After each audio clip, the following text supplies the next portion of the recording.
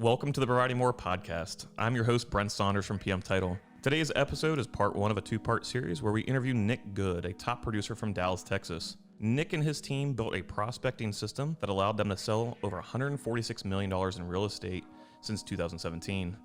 We were very happy to have him on the show. Take a listen and let the learning begin.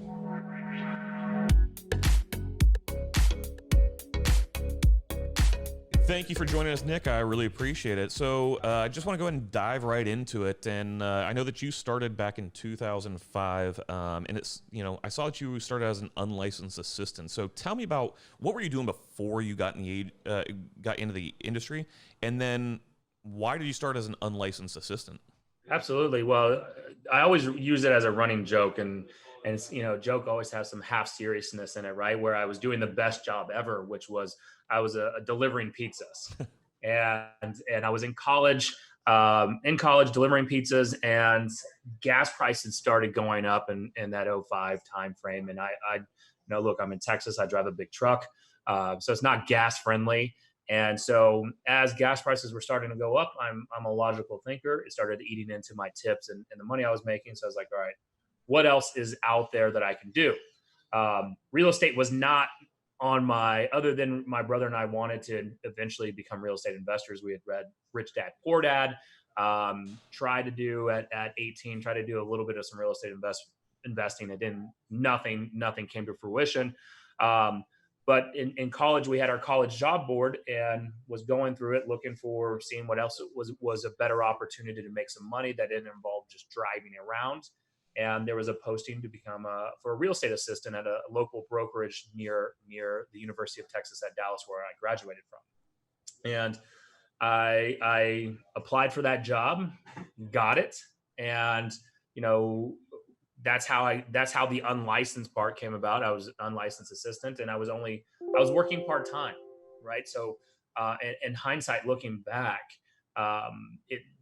they were an independent brokerage. They weren't doing a lot of transactions. I think in 2006 they did 52 transactions that total year. So their goal was to do one a week, and they hit it. And that was something. Back then we're like, holy smokes, this is a ton of units that they're closing. Yep. So yeah, that's how that part came to fruition. I was a part-time, I stopped delivering pizzas. That was an easy no-brainer job that I could clock in and clock out on. And then I became an assistant and started learning the ropes. And so did you jump into that team because they just had a job posting, or did you vet other real estate teams and go, well, I like them because of X, Y, or Z? Or did you just say, I want in the industry and just get my hands dirty and start learning? No, I didn't vet anybody. Okay. I didn't look, honestly, I didn't even think about, like, they were an independent. I didn't know that from a Remax to other. Only reason I knew Remax is because they sold my parents' house when we moved. I didn't even think about like a Keller Williams, anything like that. So I did no vetting other than they had a job opening. I went for the interview. I nailed it, and they gave me a job. So now there was a little bit of some thought process of saying, all right, I really wanted to get this job, because what better way to possibly learn the real estate business in terms of real estate investing than, all right, let me go and work and get my hands dirty, and get paid for it, right? So that there was a little bit of thought process behind it, but I'm not going to give myself that much credit that I had planned everything out. So, you jump into it and you start as an unlicensed assistant. Then tell me, how long were you that unlicensed assistant with that team before you decided, hey, I think I can do this on my own? Well, so I'll walk you through the steps. So they hired me in 2005. They asked me to get licensed in 2006 so I could start doing some licensed activities with them. They had me basically as a showing assistant before showing assistants was even a term or Right. popular. So I would drive around, their out of town clients, because in 2006 the market was still really, really good, and we were getting a lot of California relocations. In terms of investors, they were buying in some of these new build communities, because there were some articles going around that you could go buy in these new build communities up north from us, north of Dallas, and get instant equity because the prices were booming, and also could rent it out. So they would fly into town. I would drive them around. and needed to have that license for that. So my thought process behind it was, again, never to become a real estate agent. So 2006, I'm doing licensed activity items for them, still being their assistant, and started making. They started paying me a small percentage off of each of their closings, so my pay started going up.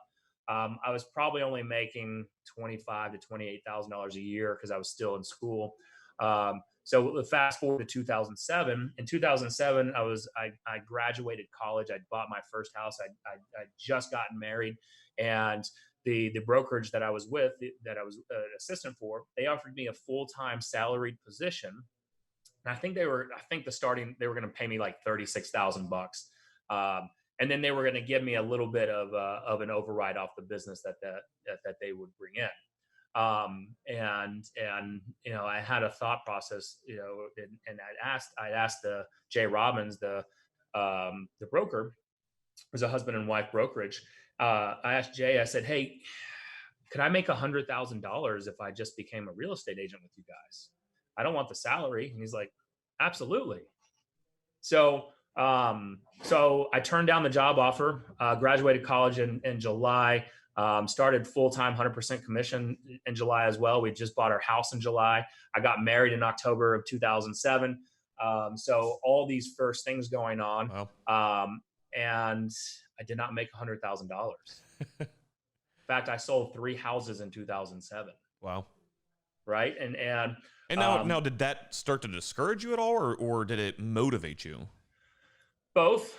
There was something in there that's my now ex-wife, when we were married, there's something from it where I'm not bringing home the income and contributing to the portion of the bill. So that there was a little bit of it was definitely weighing on me mentally there. But at the same time, I had told people about I'm going to be successful in this, and I had that fear of failure, right? So I was putting all my time and energy studying what other people were doing. So I was going on YouTube trying to figure out how to generate leads. We didn't have a lot of money then. So what I ended up doing, I went on eBay. I bought on a course on eBay to generate leads through Craigslist.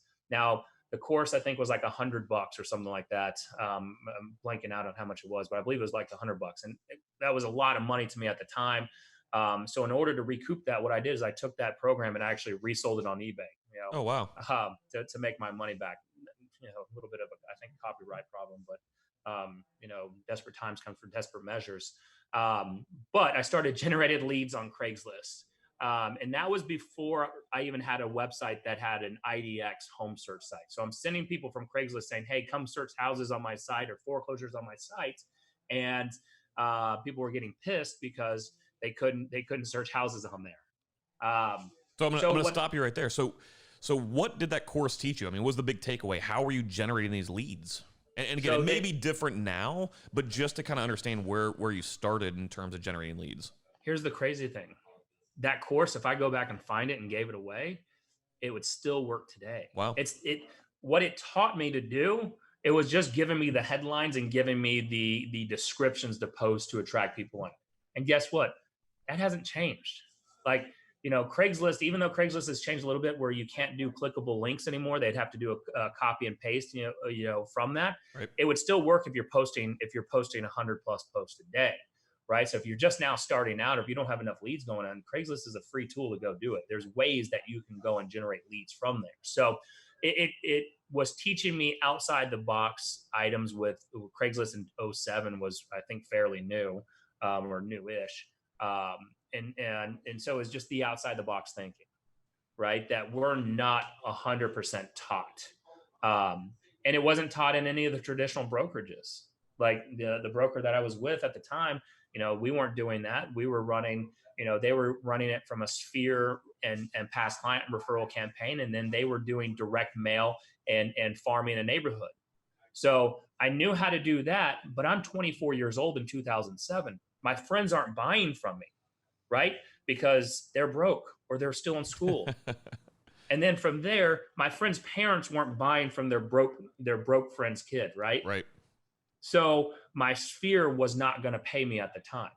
So I had to go and learn how to go and generate enough business um, that I could sustain, right, from strangers.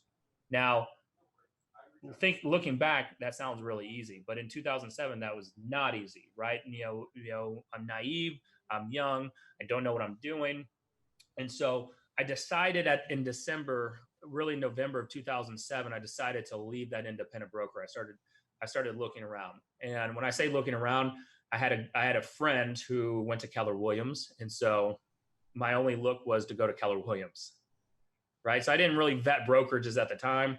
My friend was over there; she was having some better success than I was. I knew that I was probably a better salesperson than her. So if she's having success there, then ultimately I should be able to have success there. So in December of 2007, I joined Keller Williams.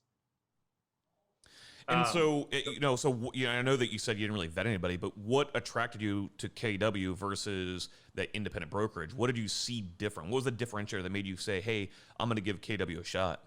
So the thought process at that time was twofold. It was, all right, this is a bigger brokerage in a sense that they had true training programs in place. And then of course, because my friend we got licensed at the same time, she was having more success than I was. It was that in my thought process, I do believe that I'm a better salesperson than she is. So if she's having success there, they must be teaching her something right. So if I can learn, what they taught her, then I should have, better, if the same, if not better results. Um, and I dived in, right? So I dove in, and in 2008, I think I sold 23 or 26 houses. But 2008 was a rough year, man. Like 2008, that's my mindset where I almost got out of the business. Even selling 26 to 28 houses, you were ready to move on to something else. But yeah, because here's what happened. So in 2008, that's when financial crisis happened. Yep. Right. And I didn't know any better, but in 2008, I had 8 deals in 1 month under contract, walking around like Superman. Like, I had some pep in my step. I'm like, man, I'm making a lot of money right now. And I think it was '08 when Lehman Brothers crashed or caused it, started causing that financial crisis, and all 8 contracts fell apart. Oh, wow. That's got to be devastating. And that's the first time and the only time that I've gone 0 for 8. Because typically when a deal falls apart, multiple deals, at least you're getting the majority of them back, right? They terminate, they go to the next one, or a listing terminates, and we find them a new buyer. Well, all 8 fell apart, and I had no money coming in. And I went from that riding that high to like going into oh crap mode. What am I going to do for money? And then I started questioning, do I have the staying power to stay in this business? And in that time period, I didn't think I had it. So what I started doing, I started interviewing for jobs, started going on job interviews. Job market started tightening up, so I wasn't getting the job offers. But I started applying. I wanted to stay in real estate anyway, so I started looking at, all right, what's going on, and we started seeing the asset management companies build up, right? So that's when the foreclosures were starting to build up, and so I went on a job interview at an asset management company for a foreclosure firm. They offered me the position. I went on the interview. They called me back in. They offered me the job, and it was a Monday through Saturday position for $60,000 or $65,000, which pretty decent salary. But if I wanted to hit their bonus level, I really needed to find a way to squeeze in 8 days of work, right? And in order to hit their hardly obtainable bonus goals. And so instead of looking desperate, I said, well, give me 24 hours to think about it. I'll get back to you. And when I was leaving on the way home, I had this is the light bulb moment that went off. I was thinking, all right, if I take this job, 60 or 65,000, there's some bonuses in there. Now I'm failing. I'm working for somebody else, no longer working for myself. They're mandating my hours. But am I truly doing everything I can in my real estate business to succeed? Am I truly working am I working part-time in this business, or am I truly treating it like a full-time career? And so my epiphany moment went off saying, all right, here's the thing. I started looking for jobs. I started going and trying to sell myself on job interviews. I had to follow up if I'd never heard back from the job, just to see, hey, I'm still interested. Are you still interested? You know, and then if I got a job offer, I still had to, take the job, perform it, and get paid. It's the same thing that we're doing in the real estate business. 100%. That's where the light bulb moment went off and said, all right, if I'm looking for buyers and sellers on a day in, day out job, I'm unemployed until they hire me. So now I need to find buyers and sellers who are willing to hire me, right? Then I need to show them, I need to follow up with them until they say, Nick, all right, you've proven your point. I'm going to hire you. Then from there, I don't get paid until I actually perform the job. I'm like, light bulb moment. And so I started working. I think that's great because, a lot of what I talk to, agents about is, you used the term salesperson earlier, and a lot of people don't, think they're salespeople. And I always ask them, so what do you sell as an agent? And, a lot of them will say, oh, I sell homes. And no, you sell yourself. And that's exactly what you're talking about, is selling yourself. If you're going to go sell yourself to an employer about hiring you, it's the same as prospecting and going out and interviewing and selling yourself to potential clients as well. And that's the majority of what an agent's job is.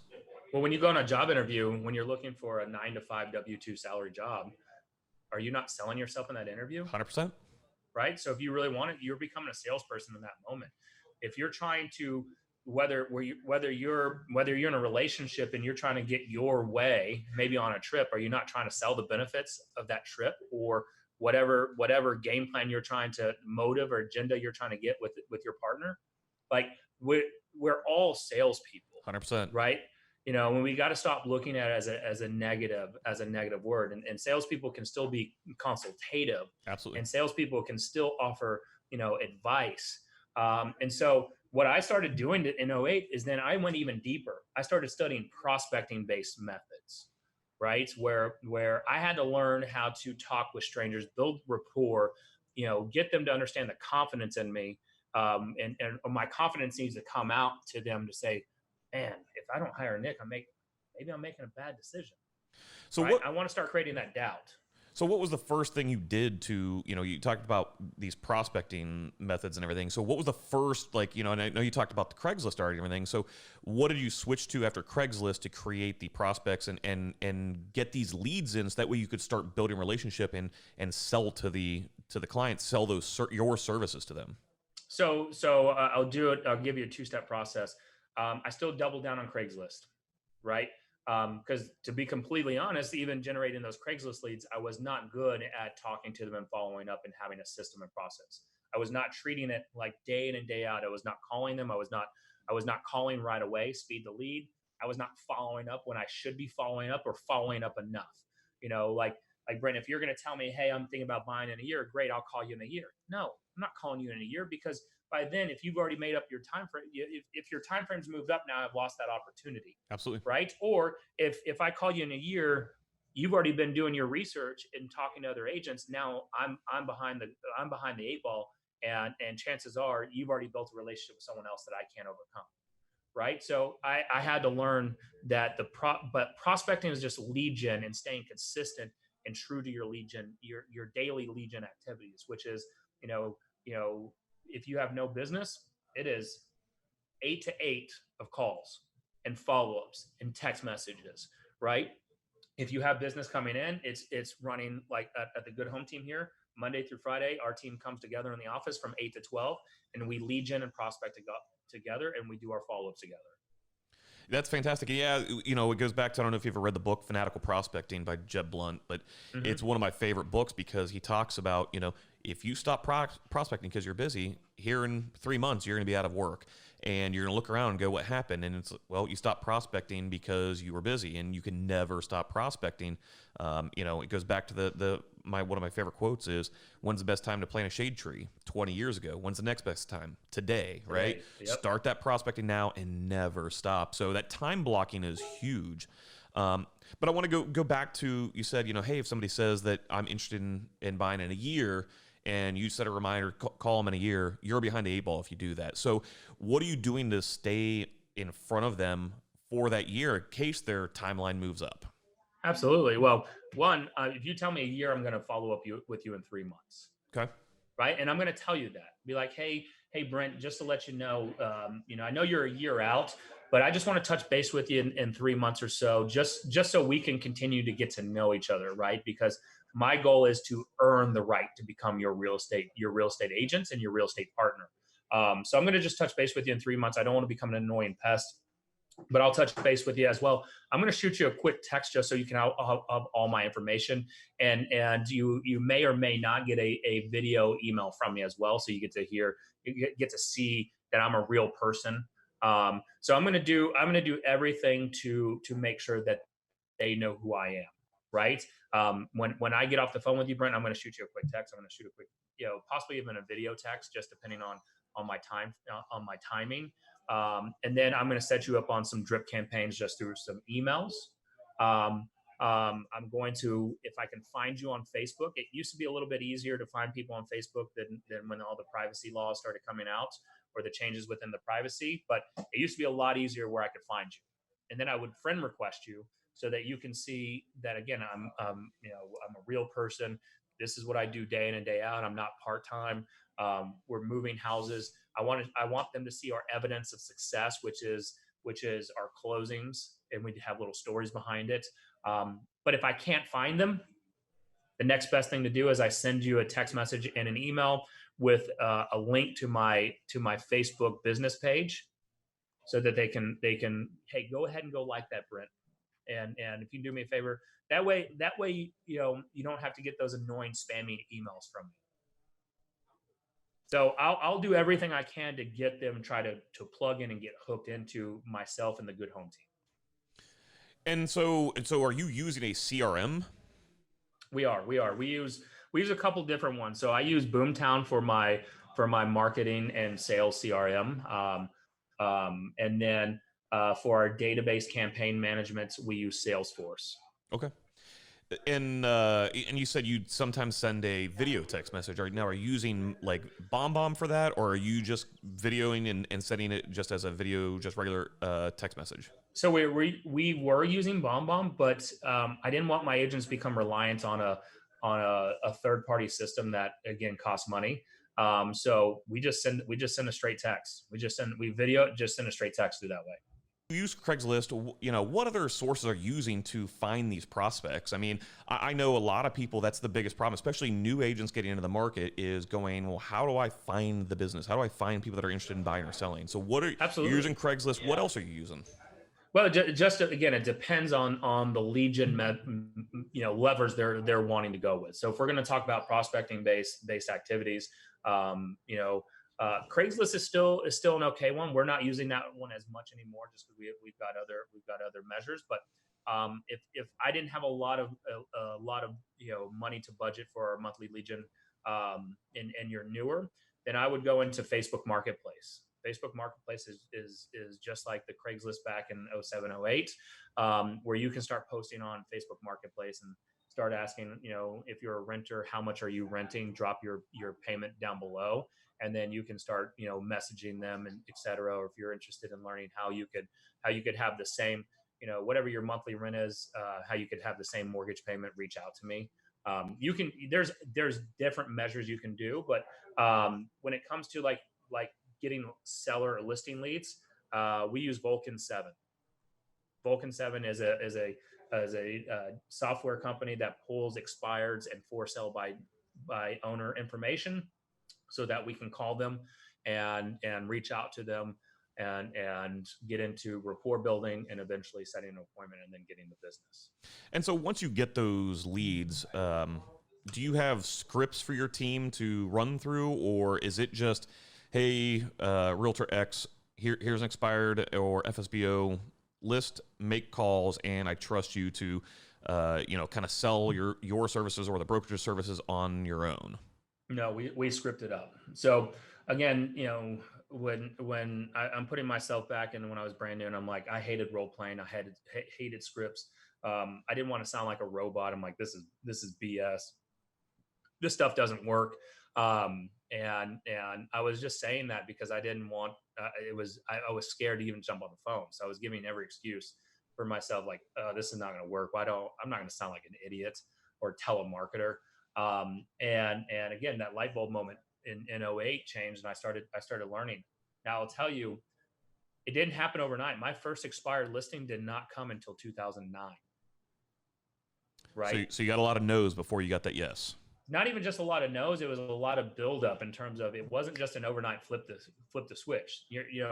First you got to get your mindset right, but it's not.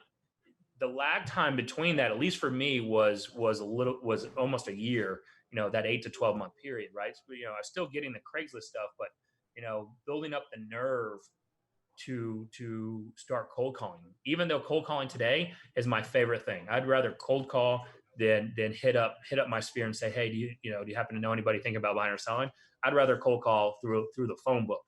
And I had to learn to love it. So in 2008, I'm watching my people like Derek Lipsky, who was posting, and Colton Lindsay, that was posting on YouTube, making expired calls.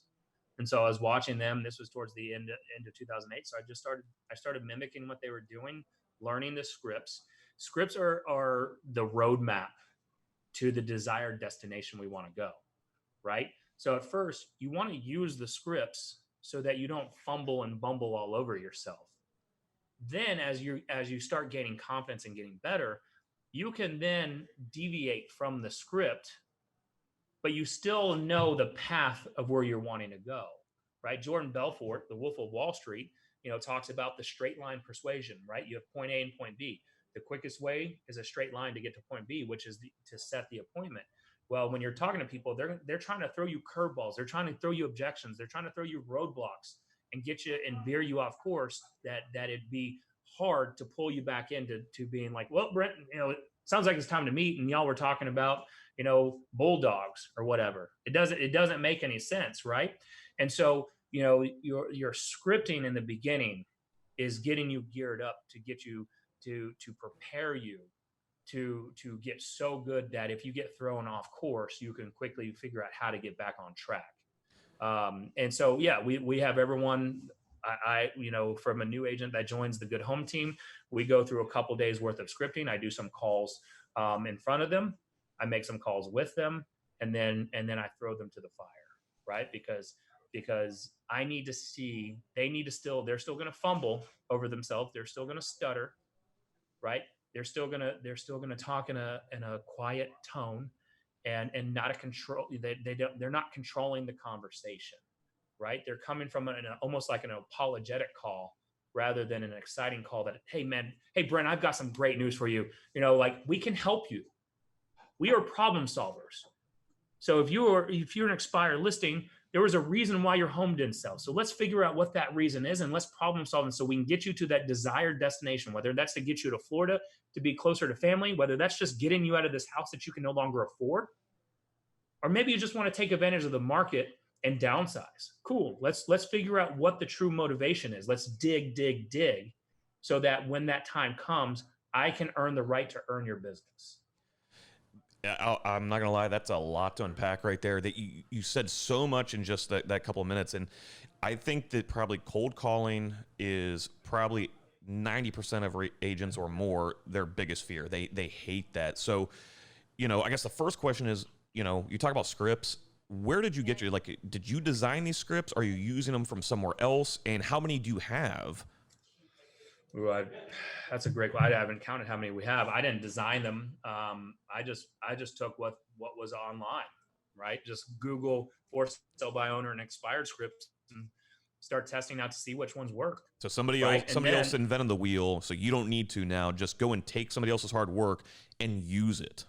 100%. Because if I'm going to have to go through the trial and error, that's now me saying that I have to, waste money and waste opportunities and burn through my list. And I don't want to have to do that. So you're right. So why reinvent the wheel? Now, what we do today is we will alter the scripts to determine if we're getting better responses, right? Because look, cold calling in today's modern world, less and less people are answering the phone, especially if we're not in their phone as saved under a contact, right? So we're seeing we're seeing pickup rates decline. So now we have to make more phone calls in order to stay above that 10%. What we found is if we average 400 dials or more a day, then we're getting between over a 10% pickup rate.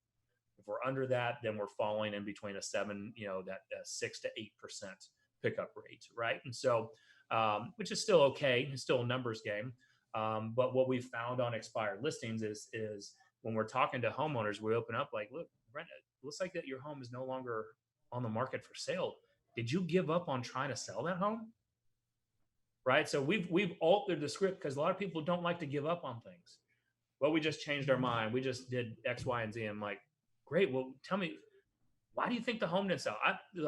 We will side skirt people's responses because it doesn't matter the response. I just want to go to the next question so that I can eventually get to motivation, time frame, their willingness to relist, right? So if I can figure out what your pain point and your motivation are, I can then either try to set the appointment now or to determine the best time to follow up and create a nurture, right? Too many people, when they're doing these calls, they get discouraged that they're not setting an appointment, and they need to celebrate the nurtures / follow-ups, because that's where you're going to win the majority of your business. It's going to be coming in your pipeline buildup, not the immediate appointments. The goal is still to set one appointment a day for our team, right? For each agent, that's the goal. But if you can set one appointment a day and also continue building up five plus nurture follow-ups, think of it in the next 90 days. How much potential windfall you're gonna, how much you're gonna be able to reap what you sow from those 90 days worth of setting 5+ nurtures every single day.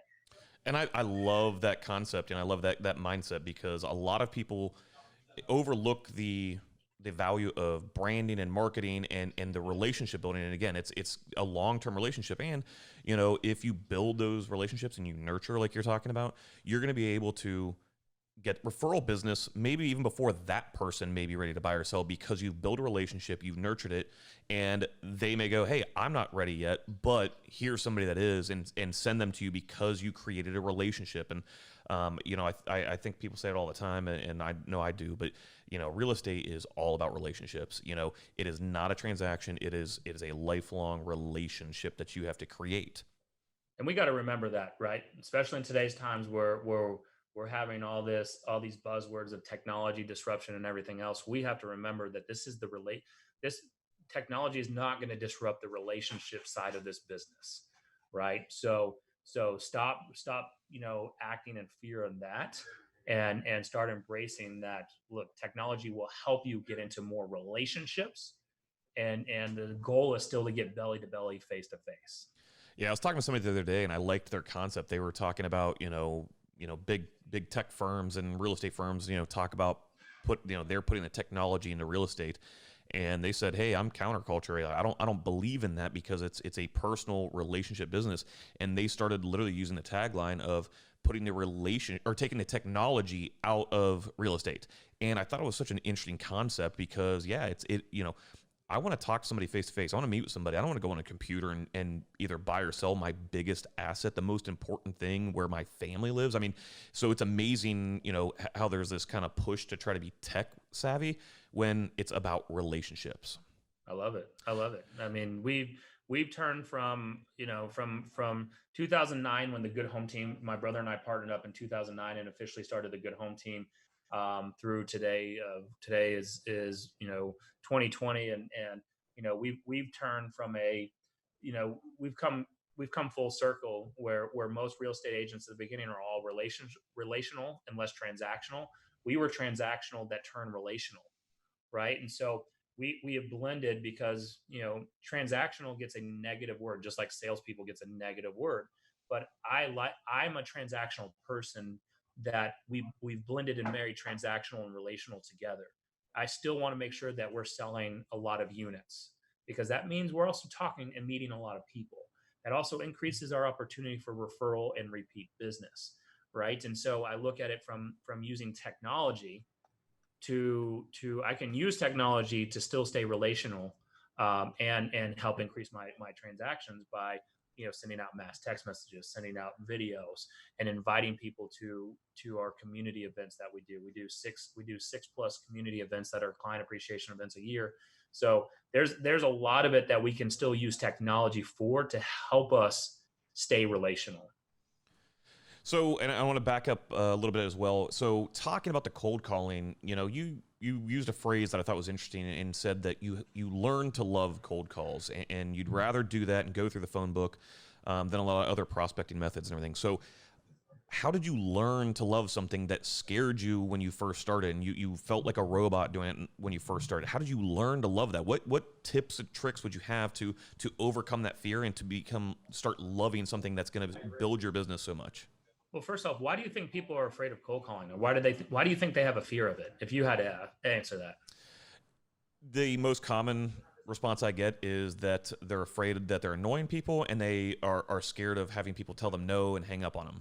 So they're afraid of rejection. Yes. Right. So as if people follow me enough online and listen to the podcast I run and just get to know me better, if we were, having drinks together, I'm a very logical thinker, right? And so people are afraid of rejection. So they immediately dismiss cold calling. Well, they're rejecting themselves right off the bat.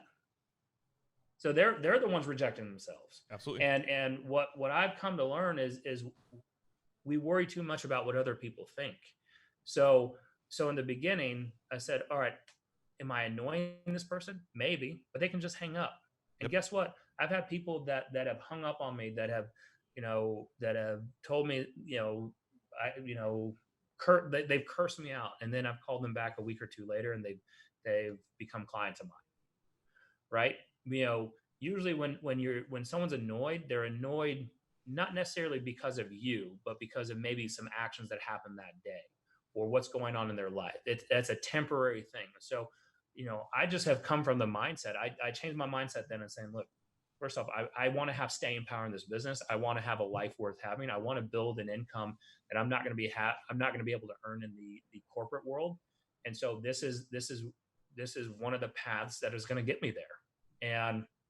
And so what I found, logically thinking, that from a dollar return activity, it was at least at that time, it was an amazing dollar generating activity, like one of the highest producing activities I could have done, because again, my sphere wasn't going to buy from me, right?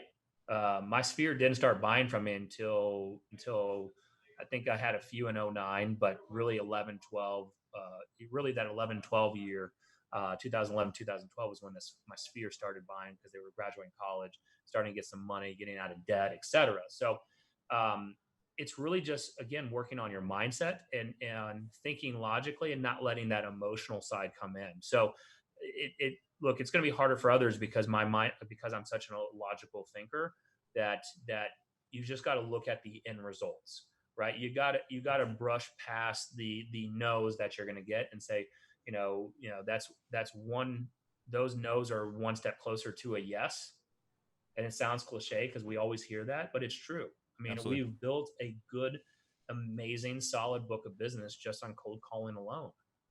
And I would say it's cliche. If it's cliche for a reason, because it's true, right? And Yeah. Like you said, it's a numbers game, and you can't build relationships with people if you don't reach out to people. And again, when it's a relationship business and a referral business, you have to reach out. And again, just go in knowing, hey, look, not everybody's going to be right for me as an agent, or I'm not going to be right for them as an agent. They're not going to be right for me as a customer. But you don't know unless you try. Well, and here's the thing. Try it. Like you said, you don't know until you try. Try it and then figure out what lead sources of the business can you double down on. I know people that in the beginning that we do now. So we're doing now at social media, but I knew people that from day one killed it using their social media platforms. That was not me. I'm not one that I really like taking photos of my food and telling them where I'm at, and I'm not one for documenting that journey. And I know people that have made a killing just because of social media. That was not my platform that I was diving in and learning at that time. I wanted the quickest return. The quickest return was going to be, what's the lowest hanging fruit? The lowest hanging fruit is expireds and for sale by owners. They've already raised their hand and saying that they're ready to sell their house. Now you know that you're facing some hurdles. For sale by owners don't want to pay you a commission. They don't believe in the value of real estate agents. Okay, perfect. They want to save the most amount of money. Who doesn't? Right? On expired listings, right? They're now they're now gun shy because they may have had a real estate agent tell them the world overpromised and didn't deliver. So now they're skeptical, right? Maybe that agent didn't have the tough conversations when it came to pricing. They only told them what they wanted to hear. And now you've got to overcome the objection because they're priced too high, because, on a scale of 1 to 10, 10 being that their house is this, pristine, most beautiful house in the world. And 1 means that we need to get a gas can together and torch it. They're always going to tell you pretty much it's a 9 or 10. Right? And now you have to overcome that and show them how to strategically price their house. So it's just learning that there's only a few objections. Once you master those objections and get logical with them, and then continue to follow up and outlast the people that are going to be onesies and twosie callers, you're going to win the business. Yeah, and I think that you kind of touched on that about your cold calls earlier. Is 90% of what you're doing with those scripts is overcome objections, and there are only a handful of objections out there in the grand scheme of things.